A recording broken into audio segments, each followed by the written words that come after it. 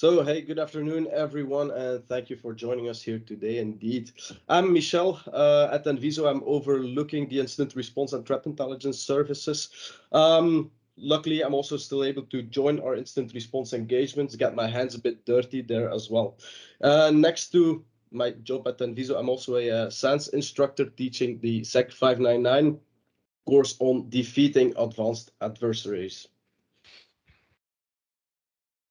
Yep. Hello, I'm Robert Nixon. I'm joined the Enviso team since June of last year. Before that, I came from the financial sector in the United States, working in cyber fusion centers and threat intelligence programs throughout the Southeast. Now I head up the team as far as threat intel goes at Enviso, as well as being a member of the overall CSERT, doing incident response, malware analysis, and things of that nature. Hi, and I am Rick Holland. I'm the Chief Information Security Officer at Digital Shadows, and I run the threat intelligence team. Also, speaking of SANS, Michelle, I help run the SANS Cyber Threat Intelligence Summit. So I've been deeply steeped in threat intelligence for a long time, going back to my previous role at Forrester Research, where I actually created that research line for them. Very nice. So let's get into the webinar today. So what are we here to talk about? Talk about digital risk and things that can affect us in that area. So first question, what is digital risk?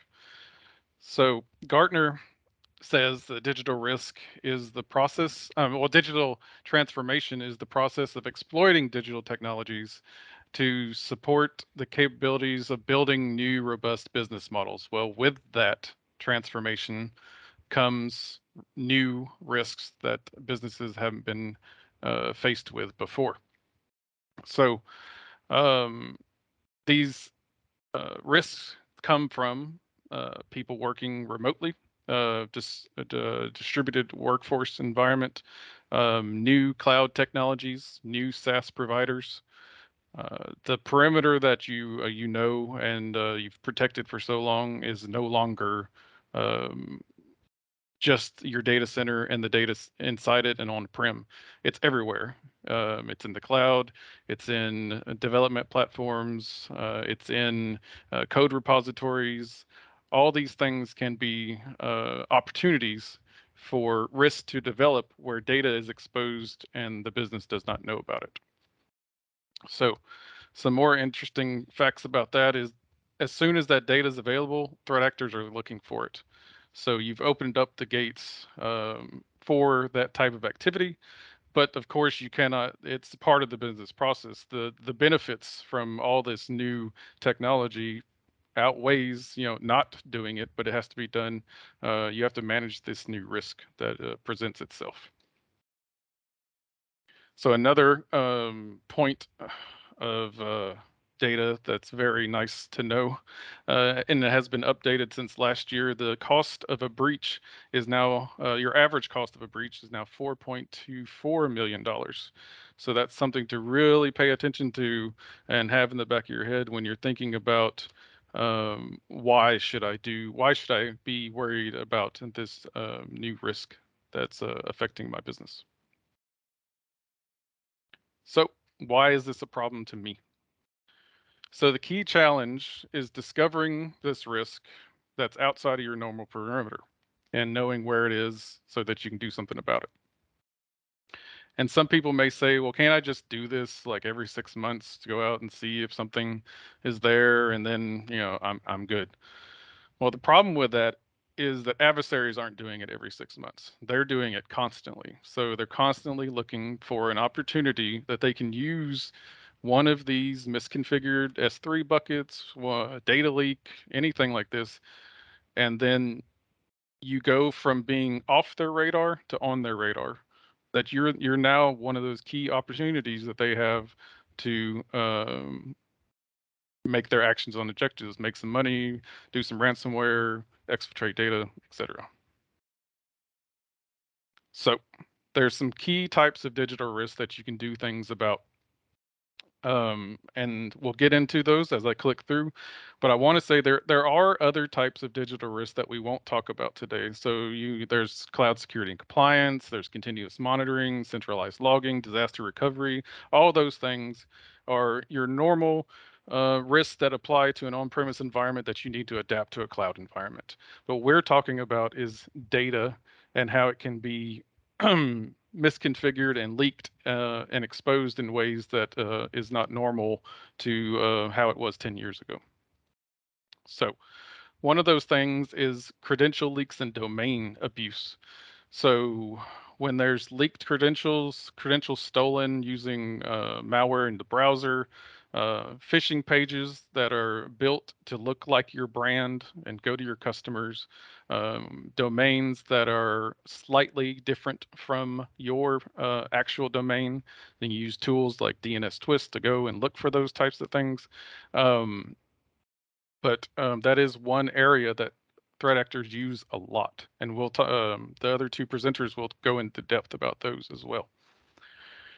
And another one is data leakage. So this is other than credential leaks and domain abuse. This is API keys, API secrets, misconfigured S3 buckets, payment cards that are related to your BIN if you're a bank, related to your customers. All this data is sometimes unexpectedly available to people that you are not authorized to have it.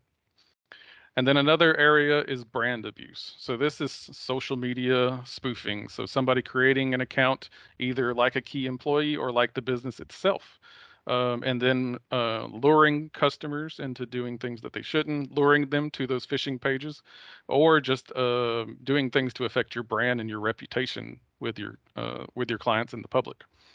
And then mobile apps, so people creating fake mobile apps that resemble your mobile app. People download it, log in their credentials, and now that brand abuse is now linked to credential leaks. Just some of the ways that those things interconnect, and that you should be doing things due diligence wise of looking for this stuff as much as the threat actors are themselves. And an interesting point of data, when you get up to the data leakage part, Digital Shadows did some research, and I'm sure these numbers have been updated since the initial report. But in 2018, when they did this study, they found 1.5 billion with a B, files in misconfigured on cloud storage accounts alone. That's a huge amount of data, and all it takes is one flip of the switch in a GUI, and now the data that you thought was protected is no longer protected.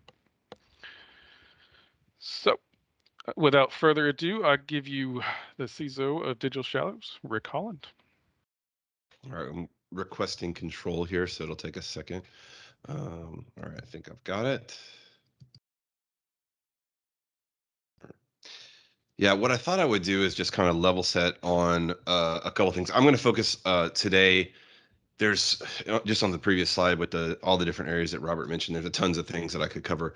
And when I was working on content, I decided I was going to dig into one particular area. So I'm going to focus on the credential side of the story. Michelle's got some other areas he's going to touch on. It'll be a nice narrative that we can kind of thread together. But I thought, since I'm going to talk about cybercrime, I should do some level setting on definitions. You may have seen these icebergs. When I was a Forrester research analyst, vendors that used icebergs in their presentations to me just blew my mind. It became kind of annoying marketing stuff because everybody hyper focuses on the dark web. Now, I am going to talk about cyber criminal stuff today, but I think the important thing when you see people talking about icebergs is it's across all three of these areas. And the previous slide that Robert has a really good example, right? There's GitHub is one of the things that was there. Social media, that's on the surface web. So you really need to think about your risks across all of these areas and not just focus on the surface web and not just focus on the dark web, but look holistically across all of them.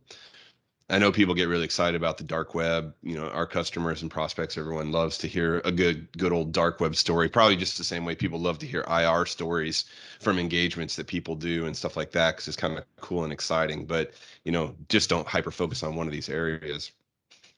if you're talking about the dark web, typically you would use Tor, the Onion router, to be able to access it. So you use a different protocol, but you're basically using a browser through Tor versus HTTP. There's other networks as well that are out there, other dark nets, but Tor would be your main gateway into them. You always will see these videos and hackers with hoodies on and typing and their pictures and stuff like that. And I always put them in my slides, but I always want to put a disclaimer that I'm not actually being serious when I put them in my slides. So last night I just did a quick stock photo search, and look at this guy. Like, I mean, he's pretty serious about, I don't know, texting his friend, or maybe he's doing Uber Eats or something like that while he's hacking, something like that. I don't take him too seriously. I like to call it the cyber criminal underground. Cyber criminals operate in the surface web. Cyber criminals operate in the dark web. It doesn't really matter where they operate, but loosely speaking, I will just call it cyber criminal underground. Sometimes you will call it darknet because that's what people, or the dark web, as people understand. But I just like to call it, it's where the cyber criminals are operating, and that's where we need to be monitoring. The cybercrime, I already mentioned this one. I thought I would throw this in. We got a new Jurassic Park movie coming up, and I could do a whole talk about uh, a lot of the law enforcement actions across Europe, across the US, especially over the past 18 months. But the one thing I always like to talk about is the criminals always find a way. You take down a site, you arrest a group retires and rebrands into something new. It's always going to be there. I do love it when law enforcement does take someone down, and it's great. And, I'm sure y'all will have seen videos of various threat groups with their gaming rigs and, all their money and stuff, and maybe not living in what you would expect a very rich cyber criminal to live in. But just know that this is going to continue, and I'm going to talk about one particular market in detail in a little while, and that market could get taken down, and something will be waiting in its wings. One of the main things that the criminals are going after, and this as that part of the bigger digital risk component, is the passwords, account takeovers. When you think about initial access, obviously this is one of the main things that they're going after. And I wanted to talk about one particular component of the cyber criminal ecosystem, and that's the initial access brokers. Initial access brokers, I'm not going to read that to you. You guys can check that out, obviously. But they're the gateway drug to our environments, right? Their job in the ecosystem is to gain access, and then they sell that access off.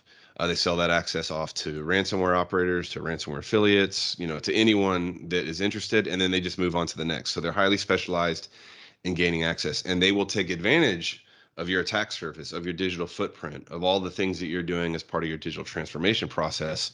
You're leaving all this kind of digital exhaust, if you will, and they're going to use that to get into to your environments. We did some research a couple of years ago where we kind of did our first coverage on the on IABs, and then we do quarterly and then annual reports and updating on them. I was going to give you an example here. This is a Russian forum. I don't know if we have any Russian speakers out here. I have a team in the UK and in across the US that are Russian speakers that are on these forums every single day, monitoring, engaging with threat actors and things like that. Here's an example from XSS, which is one of the two top Russian forums that are out there. One's a recruitment ad. These recruitment ads that you'll see out there on the cyber criminal underground, they could look like Inviso's recruitment ad or a Digital Shadows recruitment ad. They're looking for the same types of things, especially I know they do, pen testing there. They're looking for pen testers, and here's a web dev that they're looking for there. On the other side, we have an actual listing. So here's an access that they're selling to a US-based company, and they have VPN access, and it's for $7,000. The euro and the dollar are pretty close right now as well. So this example from last year, in September, $7,000 to buy access to your environment. That's not a lot of money. And why would I want to try to go out and necessarily do that all on my own if I don't have the infrastructure, blah, blah, blah. I just outsource it. Cybercrime as a service.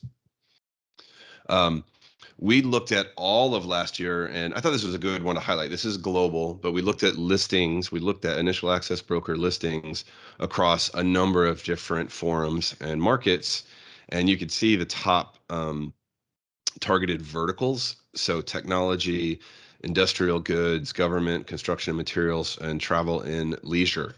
And then you can see financial services and education went down a little bit. So basically what we did is we looked at the listings like this. And if you happen to look at the Conti leaks, they're using a tool called Zoom Info, which is actually something that a lot of vendors use to get details on, customers and verticals and stuff like that. And so they'll say things like technology company in this sector in this region of the world. So we basically looked at all of that in an automated fashion to kind of come up with the top targeted verticals. So if you're in these verticals, you should definitely have initial access brokers um, tracking their activity, the tools that they're using in your threat modeling. And if you look at it worldwide, it's a global phenomenon. You can see that the U.S. is hit pretty heavy by the listings that are there as well. But you can see the UK, Germany, France also in the mix here as well. So it is a global risk that we need to worry about. And if you look at the things that there's a couple things going on in this pie chart. One is these are the types of listings that were out there. So um, this won't be shocking. You hear this all the time. People are going after insecure RDP services. They're going after VPNs. They're going after Citrix. They're going after WordPress, all these different public facing things that are misconfigured, that aren't patched. But one of the ways they gain access is with passwords. And sometimes they brute force passwords, but also times they're taking passwords that they find, legitimate passwords they're getting from other places. And because people reuse passwords, because we all know passwords are a pain, the password can't die soon enough, and we can't get to using biometrics and things like that, fast enough. But they're going after these things. So if there's one thing that you focus on is your external services, and I'm sure Michelle can talk about the things that they see in IR engagements, but this is the initial access way. Like if you look at MITRE ATT&CK and break it out, right? These are the things that they're going after. So don't be low hanging fruit, patch these services. I mean, just this week we've seen a new one on F5 vulnerability that's come out on F5. When these vulnerabilities come out, get them patched as fast as you can. Now, I'm an operational CISO, and I know it was easy when I was a Forrester analyst to sit up in the clouds and say, "Oh, you must patch these things. You must deploy multi-factor authentication." I know it's challenging in a global distributed organization. Maybe you've grown through M&A, so I'm not discounting the amount of effort and the long tail to fix these things, but this is where I would focus.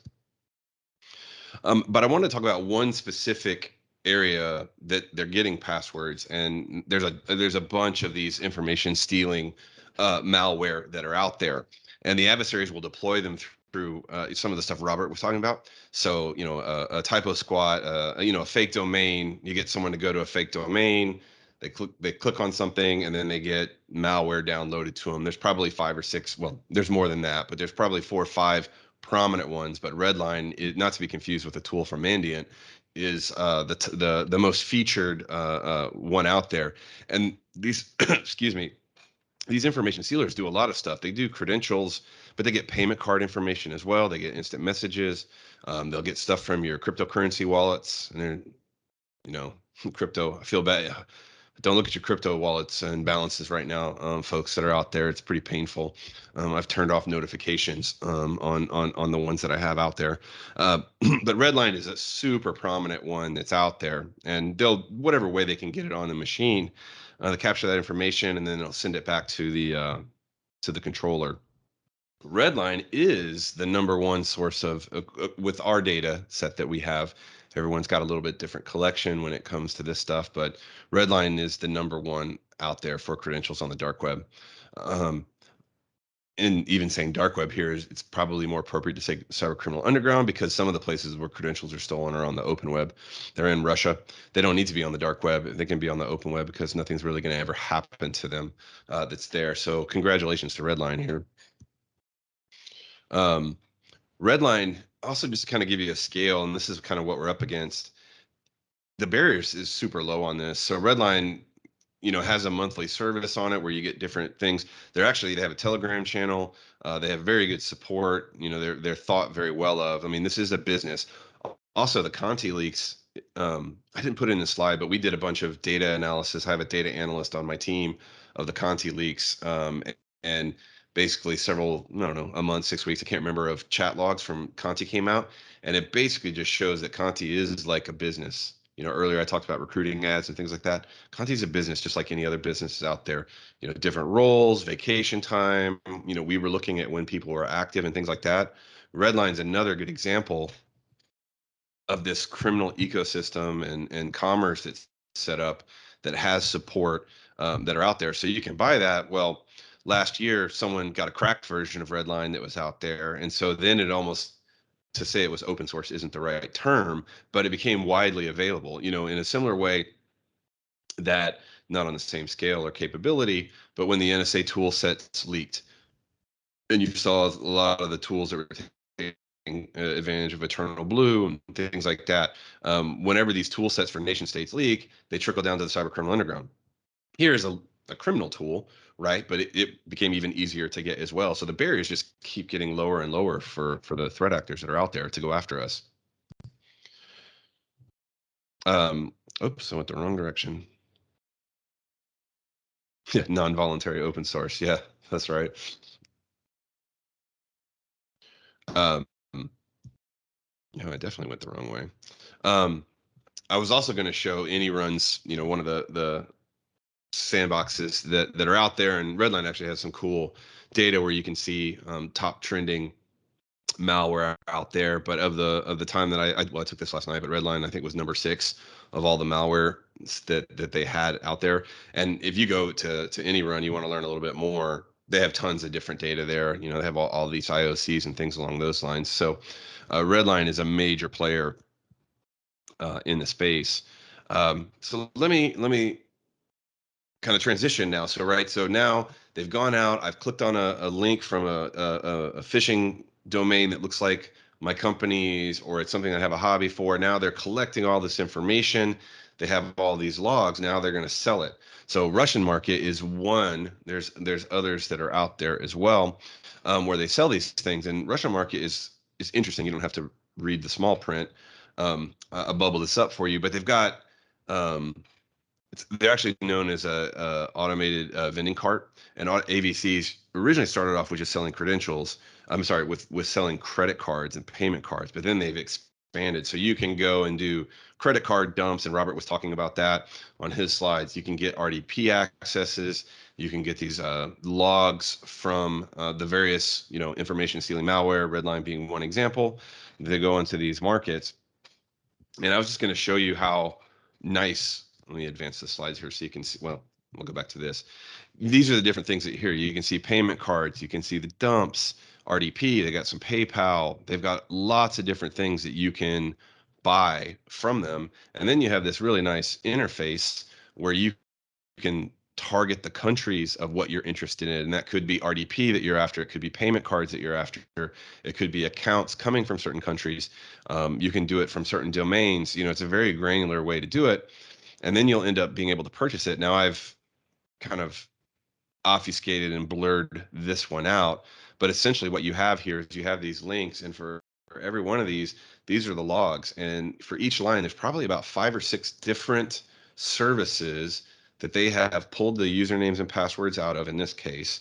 So if you were to double click into this, you then get the username and password. So you could say, hey, I want to target financial service companies. I want to target this specific company. You could look for that. You could say, I want to target a specific individual because I'm doing my recon and I have a high value target at this bank and I know this is who I want to go after. And then I could be like, all right, here's their Google stuff. Here's their blah, blah, blah. So it's very easy. And this costs like $10 per. This is not expensive. So if you think you could get a cracked version, you could get, you could pay for the service with support, blah, blah, blah. I mean, you're talking, well, I've got it coming up on a slide in a second, actually. It's not a lot. This is another view. This is kind of a view that we have on our backend system after we collect this information, but you've got the $10 price for this particular one. And there's, I don't know, maybe 15, 20 different services that they've got in those logs. And so the barriers to entry is, I've mentioned this quite a bit, in the tools, I mentioned that, right? The barriers to entry are going down because the tools are becoming democratized. I forgot what did he call it? Non-voluntary open sourced that are out there. But then the price, right? Under $300 for the service for RedLine, a credential bundle. And oh, by the way, there's other ways that people there's credential stuffing tools that are out there, and you can buy target lists. You can get a credential stuffing tool for about the same price or free, and then you can buy target lists for different verticals, and then you can just go and run it. And if somebody's doesn't have a web application firewall rolling, they don't have the right controls, then it's almost like old school port scans that people weren't picking up with Nmap back in the day. But sadly, our attack surface is growing. The digital transformation is happening. It's easy for criminals to do this. So you've really got to be on guard for this. And again, it's sometimes I wish I was a Forrester analyst again, so I didn't actually have to defend against these things, and I could just tell people what to do, because I realize it is hard. It is really hard to defend one of today's networks. And shout out to all the defenders. I know it's been rough. I think back to it seems like it's been the year of the breach since the Sony breach way back in the day. But from SolarWinds on, it's been particularly painful, across the world for defenders. And then, oh, by the way, throw in COVID into the mix. Like, we've had a rough go the past, 2 years. And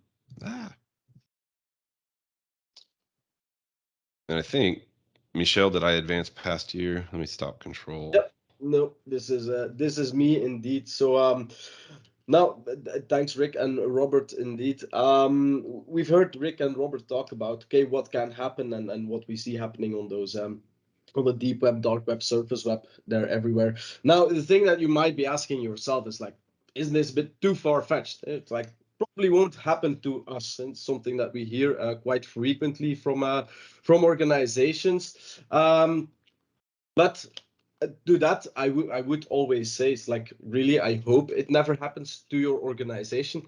However, if we look at the incident response cases that we are handling, or that we have handled over the past few years, but even as recent as the last month or weeks, we do see that stolen and leaked credentials are actually being used quite frequently by the attackers.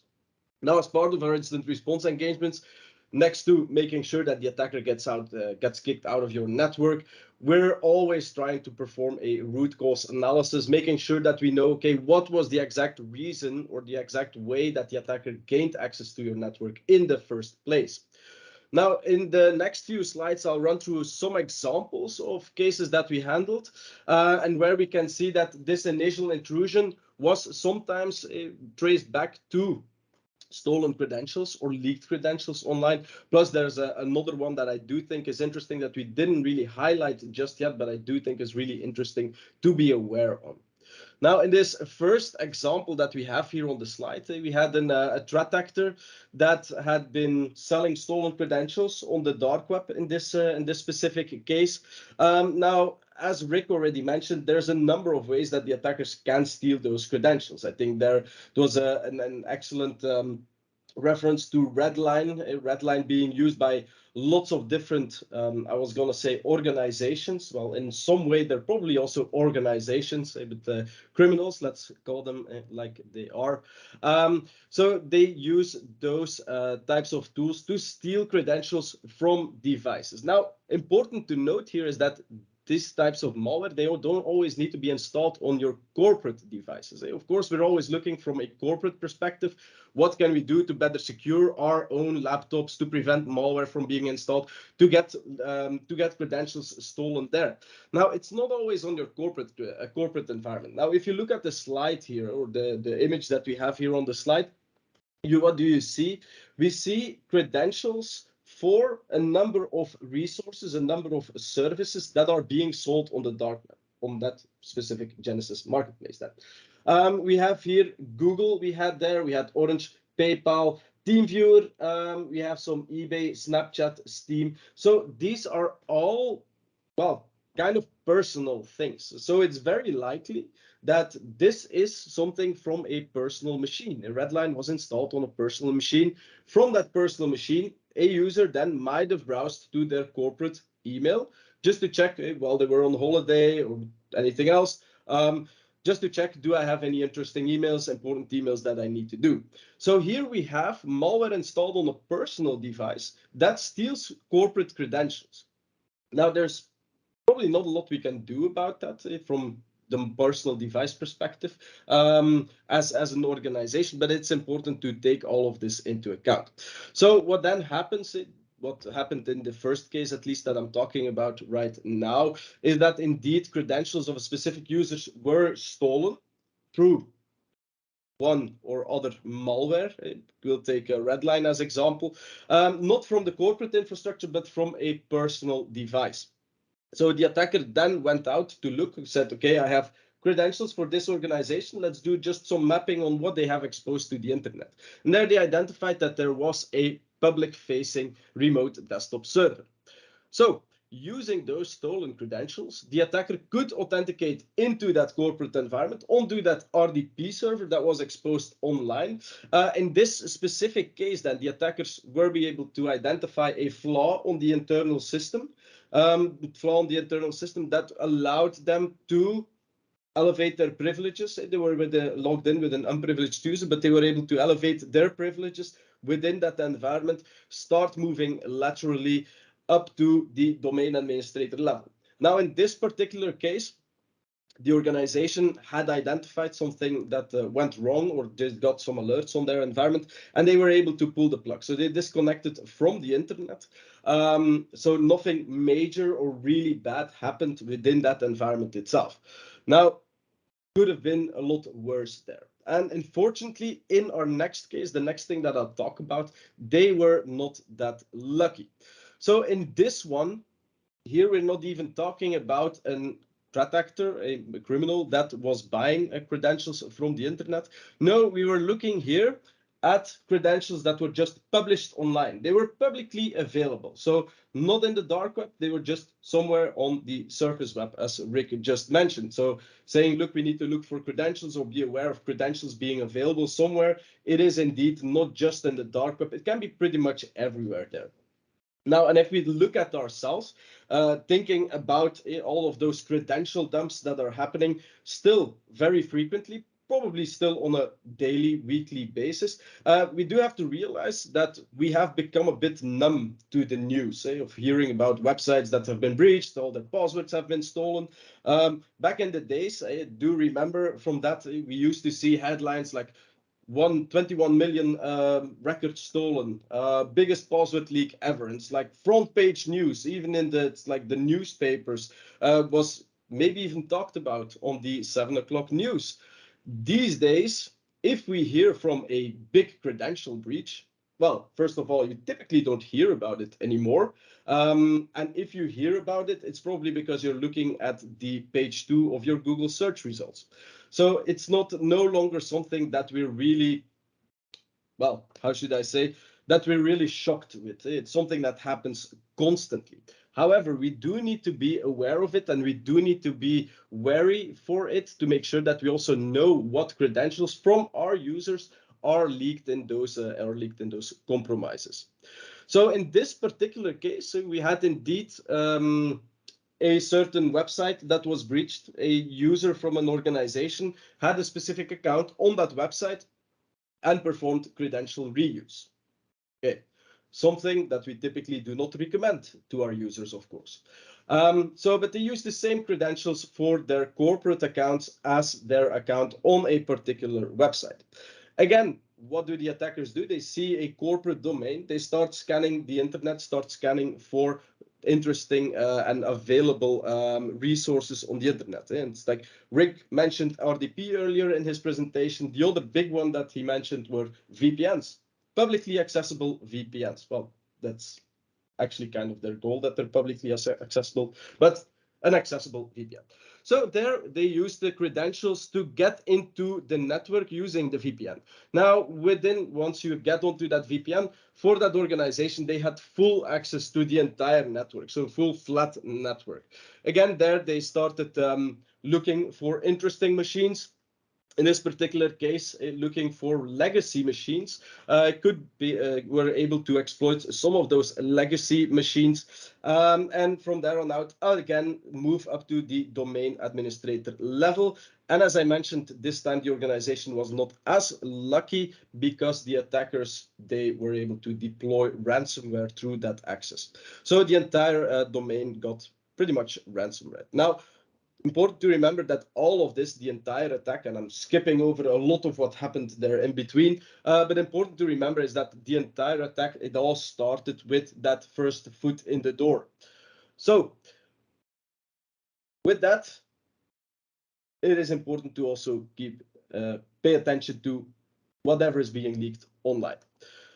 In a final example, then, this is not about credentials, so I won't be talking about credentials here, well, at least not a lot. So in this case, the initial part happened when a user got phished and entered their credential in the nicely presented website of the attacker. So indeed, yes, it involves credentials there. Now, what did the attacker do? They used those credentials to get access to the mailbox of that user. Once they were inside the mailbox, they were starting to look for email threads that had been ongoing in the past or in the near past that talked about certain invoicing. All right, once the attacker found those email threads, they didn't immediately start following up on that invoicing from that particular mailbox, although that would be the easiest part, right? They could just say, here we were already talking about this invoicing process. Let's now talk about changing our account number, because that's what needs to happen. We need to change the account number to our attacker-controlled account. Now, what's the risk there? Because changing an account number in an invoicing process, the majority of organizations these days, they have some processes set up to ensure that it's not just an email, but that there's some back and forth. So of course, for the attacker there is a possibility that they will get detected if the back and forth starts going from that particular mailbox. So what do we see happening quite frequently is that the attackers, they get into the mailboxes and then steal those email threads.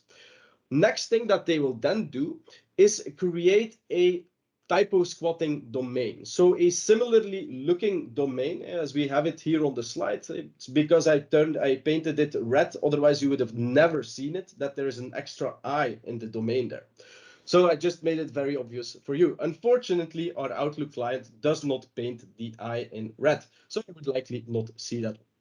Now that's what they do. They create a similarly looking domain, and then they use that stolen mail chain to start engaging in a conversation with the other recipients of that email. Now, because it's already an existing mail chain and it's just a follow-up on an already existing conversation, there is an immediate trust. There is immediately a feeling like, oh, okay, we were talking about this invoice. Okay, we need to change an account number. Even if there is some back and forth, it will never reach the actual organization anymore because it's being sent to that typo squatting domain. Here in this case, luckily, our customer itself had some rigorous accounting processes in place to verify those changes involving some out-of-band communication, meaning that they were able to detect the scam. We've been in other ones and other cases where they were, well, not that lucky, I would say. Now, to conclude, before going to the Q&A, I do want to say that we've been talking about compromised credentials, typo squatting domains. I do want to say that, okay, yes, it's important to look for those, but there's a lot of other things that we need to look into as well as an organization. We want to limit the impact of the attacker, limit what the attacker can do, even if they stole organizations. And some key examples here, and well, there's plenty of other ones out there, but some key examples that we can give here or recommendations is to enable multi-factor authentication. And so pretty much every case that I just described could have been prevented if multi-factor authentication was enabled. Multi-factor authentication on all your services that you expose online will prevent in a way, the reusing of credentials or the using of malicious credentials. Additionally, you also want to perform security awareness training. You don't want to have your users use their corporate account to register to certain services online. And even if they need to use different passwords. So no credential reuse. They need to be aware of that. You also want to limit the services that are exposed online to only the ones that are explicitly required. And if you look at RDP, for example, it's never a good idea to just expose this online. There's been plenty of vulnerabilities there as well. But even if you can set up multi-factor authentication, I would not recommend it. Would rather recommend to put this behind a VPN connection there as well. And then as a last one, make sure that you harden your infrastructure. And I know from where I'm sitting, and you just mentioned it, Rick, so you would rather go back to the days where you just could give advice and not have to implement it. I'm still in that seat, so I can just say it. But it's true, and I do realize that it's hard for organizations. These are things. It's not always as easy as we make them seem to be. But we do need to recommend it, of course. So you want to do hardening on your infrastructure. You want to make sure that there's network segmentation. If you go onto that RDP server that's exposed online, that is there in your DMZ, make sure that that machine, okay, let's say the attackers get access there, but block them from accessing anything else within your environment, or maybe just those two resources that you need to give access to your actual users. So do that hardening on your infrastructure, on your systems there as well. Now, it's important to remember that while doing these things that are here on the slide, many other things, we really want to employ a defense in depth approach and try to stop the attack as soon as possible. The sooner we stop the attack, the less impact it will have in our environment. And like in this case, and the things that Rick and Robert talked about, we have the capabilities also to stop the attack before it even starts, I would say. This brings us to our Q&A. So I don't know if there are any questions based on what we just talked about.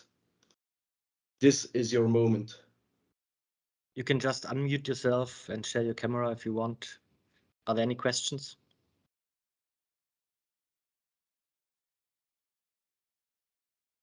Otherwise, maybe one that came up in preparation for this webinar. So for you, Rick, how can you actually protect yourself against RedLine and other information stealing malware? Yeah, I think it's a two-part process. One is prevention, and then the other would be is try to detect it as quickly as possible. One practical way that you could do it, and if it's a corporate device, corporate laptop, don't enable saving of passwords in the browser itself. And you get the prompts that come up, would you like to save the password? So disable that functionality on all of your corporate devices. Maybe you're using a password manager or something like that, where it's encrypted and it's protected, that sort of thing. So that's definitely one thing on the prevention side. And then for the personal devices, what I would say is, and Michelle had it in that previous slide, your security awareness training. In your security awareness training program, how do you protect your security awareness training? I think is great because right now you can try to help people at home. And then of course the byproduct of that is it helps them in the corporate office environment. But tell them, to use separate password managers. Don't use the browser based one. Maybe you can even give them their own MFA uh, uh, guidance and stuff like that, how to use Google Authenticator or something like that for their Gmail and stuff along those lines. So you have an opportunity to help protect your employees and their families, and that will also protect the corporate environment. So that's the one side on the prevention side. And then the other is on the detection. Like the sooner that you can detect it, because we're not going to be able to prevent all the things, right? Ever. I like to think of it, you have prevention at the top. There's been this battle over the years of it's all about a prevention or it's all about detection and response. Really, it's a blend. And you want to have as much prevention as possible so that the number of alerts that go to your SOC and stuff like that are fewer and the team can respond to them. So on the detection side, using, obviously you can use services to try to monitor these forums. Some of the more mature companies out there, they may roll it their own and go out and actually look at things on Russia Market, Genesis Market, Breached, which is a newer English language forum that's out there. You can do that type of monitoring yourself, although it is quite complex and will require a certain level of skill and tradecraft to do. Thank you. You also mentioned a lot of these cybercrime marketplaces being located in Russia. Does the current political situation affect this in any way? It is interesting. We saw a lot of initial reactions when it went down, like these sanctions, how are we going to feed our families and that sort of stuff. There's a lot of, probably not too dissimilar when law enforcement does a takedown. There's a lot of chatter, if you will, on the forums and marketplaces, but it goes back. It's why I put the Jurassic Park slide in there at the start of mine. Is like cybercrime does find a way, and you can look at the ransomware activity has continued. If you're looking at some of the stuff going on in Central America right now with Conti, the bad guys are continuing to do the things that they've done. So it has disrupted it, but in a lot of the Russia Federation, I mean, there's not a lot of job, and certainly there's not a lot of job opportunities right now. So if anything, people are going to probably look more to cybercrime as a way to try to feed their families when there's not other options in Russia because of all the sanctions that are dropped on them. Excellent. Thank you very much. Any more questions for the team? If not, then I'll just I put up our website and social media handles. So if you're not following Inviso and Digital Shadows, please do. And I also posted a link in the chat for a quick feedback form. So this is highly appreciated if you can just fill it out. It just takes a couple of minutes and helps us improve these kinds of webinars going forward. And if there's no more questions, and then I think we can leave it at this and end the webinar. Thank you very much. Thank you. Thank you. Thank you, Thank you all everybody. for joining. Also, would like to thank Rick for joining us here on this webinar. Much appreciated. Much appreciate your insights there as well. And yeah, see you all the next time. Oh, do we have somebody raised his hand? I saw something pop up. Oh, never mind. No. Probably the wrong click of a button. All right. Oh, there was a question. Is- Yeah, go ahead. Is there possible to take down a domain involved in phishing detected by Digital Shadows? Yep, I can answer that. So definitely. So when you have these services, managed takedowns is an optional part of that. If the managed takedowns are not purchased, then guidance can always be given on how to contact the abuse contacts and give you some templates on what you can use to contact them and how you should word and you should give trademark information or anything that you could prove that it is affecting your brand. But of course, yes, that is an option. I use it as a customer of Searchlight for us, and you'd be using it through Inviso. But yeah, I use takedown service to take down social media profiles, phishing domains, that sort of stuff pretty often. And you can get good turnaround time on them as well. And where the managed takedowns come into play is they have more close-knit, I guess, working relationship with a lot of the domain providers, especially in countries that you won't normally get a response from. So 100%. Yep. Awesome. Thank you very much. Thanks to everybody for attending and to the presenters. Have a great Thank you day. so much. Ciao.